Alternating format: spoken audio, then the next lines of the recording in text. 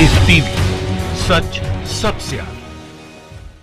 दोस्तों, मैं अब्बास हफीज हूं। संबित पात्रा को आप सब जानते होंगे, वही भाजपा के प्रवक्ता जिन्होंने जिम्मेदारी उठाई हुई है भाजपा को अपमानित करने की, भाजपा की बेइज्जती कराने की, अपने बेतों के बयान, बेतों के डिबेट्स, बेतों के तर्क, बेशर्मों की तरह बदतमीजियां करना लोगों से, ये इनका काम है। आवाज बंद करना, आवाज दबाना सामने वाले का इनका एक ही तरीका है कि उससे जम के उसकी बेइज्जती करें, उससे बदतमीजी करें, ताकि विषय से पूरा डिबेट हट जाए। पर अभी इनका वास्ता जब नवाब मलिक से पड़ा तो मैं आपको दिखाऊंगा कि कैसे ये बौखला गए, कैसे इन्हीं की भाषा में जब जवाब दिया नवाब मलिक ने तो इनके होश उड़ गए और ये गुस्से से आग बबूला हो गए। पर बेशर्म जो इंसान होता है उसको शर्म नहीं आती, वो अपनी हरकतों से बाज नहीं आता। मैं आपको पहले नवाब मलिक वाला केस वाला डिबेट का हिस्सा सुनाता हूं और उसके साथ साथ आप रुकिएगा, मैं आपको दिखाऊंगा कुछ दिनों पहले, पिछले कुछ महीनों में किस तरह से इनकी जमकर बेइज्जती की है कुछ लोगों ने। आप भी सुनकर, आप भी देखकर उन सबको कहेंगे कि यार बेशर्मी की मिसाल बन गए हैं ये।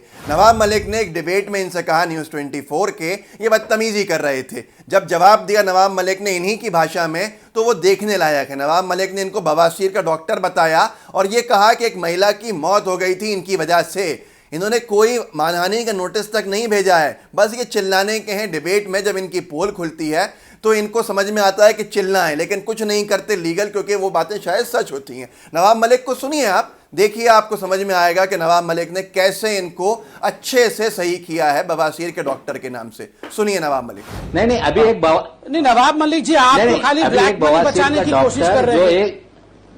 नहीं, जरा रुकिए ना। एक बवासीर का डॉक्टर जो एक महिला का ऑपरेशन करके मार डालता है, वो कोई पार्टी का प्रवक्ता भी कुछ बोल रहा था और वो समझा रहा था देश में कैसे अच्छा होगा, कैसे जो महिलाओं को मार के बवासीर का डॉक्टर और राजनीतिक ज्ञान पे बात करते हैं, फेक न्यूज पे इतना मत चिल्लाइए। क्या नाम है उसका?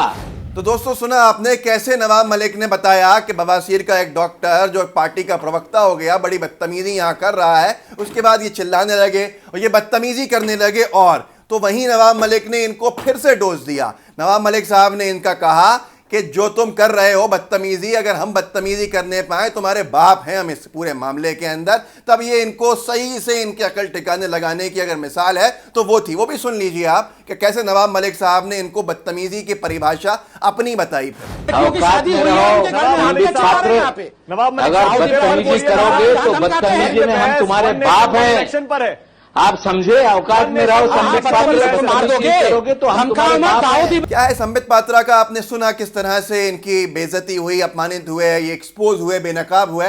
पर इनका क्या है, इनको लोग शरीफ प्रवक्ता मिलते हैं, पार्टी के सभ्य प्रवक्ता मिलते हैं जो इनकी बदतमीजी का जवाब इनकी भाषा में नहीं देते, तो ये और सीना चौड़ा करके बदतमीजी करना शुरू करते रहते हैं, चालू रखते हैं अपनी बदतमीजी। पर कभी कभी जब इनका वास्ता पड़ता है, जैसे कि मैं आपको दिखाऊंगा कन्हैया कुमार से, संजय निरुपम जी से जब इनके वास्ते पड़े तब इनकी क्या हालत हुई थी, तब इनको समझ में आता, तब आता है ऊंट पहाड़ के नीचे। लेकिन बेशर्मी है, उसकी उम्मीद नहीं करनी चाहिए कि रुकेंगे। चलिए मैं आपको आगे लेके चलता हूं कि जो इनके साथ हुआ इसका तो इनको अंदाज़ा नहीं था कि नवाब मलिक इनकी भाषा में जब इनको जवाब देंगे तो इनके एक्सपोज हो जाएंगे पूरे देश के सामने। लेकिन जब भी ये एक्सपोज होते हैं ना दोस्तों, तब ये जब भाषा इनको पता मिलती है तब ये सीधे सीधे मिमियाने लगते हैं, ये गिड़गिड़ाने लगते हैं एंकर्स को। रूपिका जी देखिए, दूसरे रोहित जी देखिए, अंजना जी देखिए, सुनिए क्या कर रहे हैं ये। क्या, अरे तुम क्या करते रहते हो दिन भर? तुम भी तो वही करते हो, फिर मिमियाने लगते हैं। आपको दिखाऊंगा, लेकिन आपको याद करना चाहिए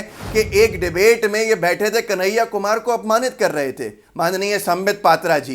कन्हैया कुमार से बेइज्जती करना चाह रहे थे। जब कन्हैया ने इनकी भाषा में इनको जवाब दिया तो ये फिर मिमियाने लगे, वहां एंकर से कहने लगे देखिए क्या हो रहा है। चलिए मैं दिखाता हूं आपको उसकी भी एक झलक, जो इनकी ऐतिहासिक बेइज्जती हुई थी। सुनिए उसको, देखिए। वही लोग हैं ना जिन्होंने कहा था गुजरात से कोई शहीद नहीं होता, गुजरात से लोग आर्मी में नहीं जाते हैं। इन्होंने काउंट मांगा था ना गुजरात। आप और आपके राहुल गांधी ने कहा था, हमारे राहुल गांधी आपके अखिलेश भैया ने कहा था। हमारे अखिलेश भैया है तो मोदी जी आपके चाचा हैं क्या? मेरे चाचा नहीं, तो कौन है? इस देश के बाप हैं। कौन है? प्राइम मिनिस्टर है। बाप होंगे, इस देश के बाप नहीं है। बिल्कुल आपके बाप होंगे, हमारे बाप नहीं है। देश के बाप नहीं है, आपके बाप होंगे। आपको ओएनजीसी का डायरेक्टर बना दिया। ये सब भाषा मत बोलिए। राहुल जी आपके भैया हैं तो क्या हो गया? भैया होने से, अखिलेश होने से आपके पापा हैं, तो यही बात आप बोल रहे हैं। प्रकार की आप यही भाषा बोल रहे हैं, किस प्रकार की भाषा का प्रयोग आप देखिए। तो दोस्तों देखा आपने कैसे किशोर अजवानी जी के शो के अंदर ये बदतमीजी करने के मूड में आए थे और कन्हैया ने इन्हीं की भाषा में इनको जवाब देकर पूरे देश के सामने इनको अपमानित कर दिया, एक्सपोज कर दिया। कोई जवाब नहीं था। इस डिबेट को कभी फुर्सत में पूरा देखिएगा, समझ में आएगा क्या सेना के नाम पे ये जो देशभक्ति का चोला पहनते हैं, चोगा पहनते हैं, वो भी उसको अच्छे से इनका उतार दिया था। और आगे भी इनके साथ बहुत सी चीजें हुई। संजय निरुपम जी का मैंने आपसे जिक्र किया ही था। मैं आपको दिखाता हूं कैसे संजय निरुपम जी तो इनको बंबई के अंदर बदतमीजी कर रहे थे। एक डिबेट में अंजना ओम कश्यप जी के, वहां पर संजय निरुपम जी ने इनको खड़े हो गए थे इनका इलाज करने के लिए, कहने लगे थे ये मारिए मारिए। वो तो अंजना ओम कश्यप जी ने बीच बचाव कर दिया, नहीं तो इनकी वहां पर अच्छे से इनका इलाज हो जाता बंबई शहर में। ये वापस लौटते नहीं कभी। देखिए संजय निरुपम जी का और इनके डिबेट का एक अंश भाग आपको समझ में आएगा। बिल्कुल सीरियस बात क्या है? बिल्कुल चिल्लाओ मत, बैठ जाओ। आपके यहाँ राहुल गांधी है, यहाँ तुम्हारे आदेश पालन नहीं क्यों नहीं है? एक सेकंड तुम्हारा आदेश पालन क्यों नहीं है? संजय जी, क्यों नहीं? बातें मत करना। आप यहाँ नॉन स्टॉप चिल्लाए। मारिए मारिए, मैं बोल रहा हूँ, मैं गाल दिखाता हूँ। मारिए मारिए मारिए मारिए, आप मारिए, आप मारिए मुझे। बिल्कुल आप बैठिए। अरे राहुल गांधी, तेरे पास अगर रफाल की कागज है ना, जाओ ना तुम कोर्ट में चले जाओ, सुप्रीम कोर्ट में चले जाओ ना।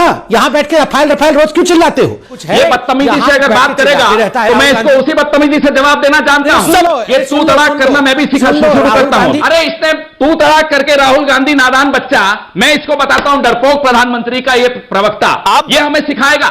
संबित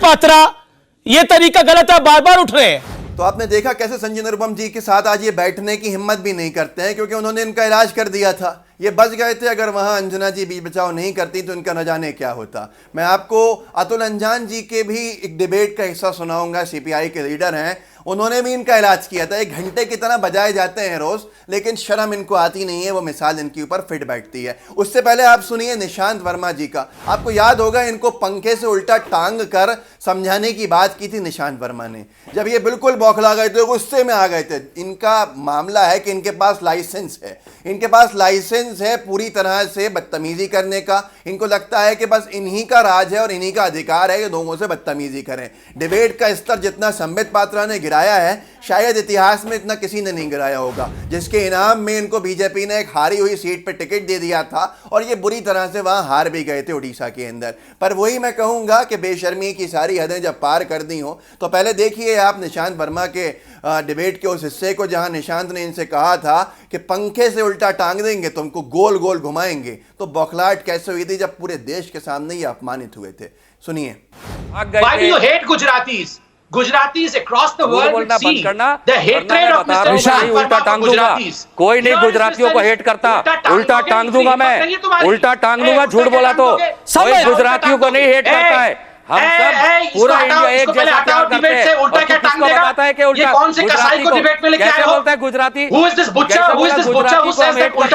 कैसे बोला बदतमीज? उल्टा टांग दोगे? तू बदतमीज इंडिया को प्यार करता है। कौन होगा बोलने वाला? डिबेट छोड़ के जाओ, क्या उल्टा टांग दोगे? क्या उल्टा टांग दोगे? आगे से कभी किसी को उल्टा टांग दोगे? कभी किसी को उल्टा मत बोलो। क्या ग्राउंड है? क्या तेरे पास एविडेंस है कि हम गुजराती को हेट करते हैं? गुजराती हमारे भाई, पूरा इंडिया हमारा भाई है। तेरे से ज्यादा मैं बता रहा हूँ, तो झूठ बोलना बंद कर। मैं सीधा बता रहा हूँ, उल्टा टांग दूंगा, पंखे से गोल घुमाऊंगा। बता रहा हूँ मैं, पंखे में उल्टा टांग के गोल घुमाऊंगा। तमीज में रहना सीख ले।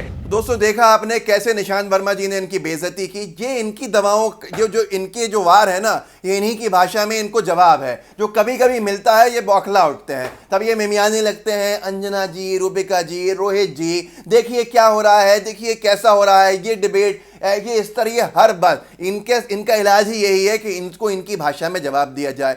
वास्ता पड़ता है सभ्य प्रवक्ताओं से तो ये शेर बनते हैं, जबकि ये शेर क्या, मैं उस शब्द को इस्तेमाल नहीं करना चाहता, ये वो भी नहीं है। मैं आपको आखिरी डिबेट का हिस्सा सुनाता हूं अतुल अंजान जी से, जब इनका वास्ता पड़ा था। ये मैं सुना इसलिए रहा हूं कि ज़रूरी है कुछ लोग समझते हैं कि संबित बहुत ही अच्छे डिबेटर हैं, बहुत अच्छा डिबेट करता है, बहुत अच्छे वक्ता है। कोई तथ्य नहीं है इनके पास, कोई भी इनके पास बात नहीं होती, डिफेंसिव पॉइंट नहीं होता। ये सिर्फ अपने सवालों से बचने के लिए बुरी भद्दी भाषा का उपयोग करते हैं, जो भाजपा में वाहवाही लूटती है, क्योंकि भाजपा में यही सारी चीज़ें अच्छी होंगी। अब मैं आपको दिखाता हूं अतुल अंजान जी ने इनका क्या इलाज किया था, जिसके बाद ये शायद उनके साथ भी अब नहीं बैठते हैं, क्योंकि इनका अच्छे से इन्हीं की भाषा में उन्होंने जवाब दिया था। सुनिए आप और देखिए अतुल अंजान जी का इलाज को इनके संबित।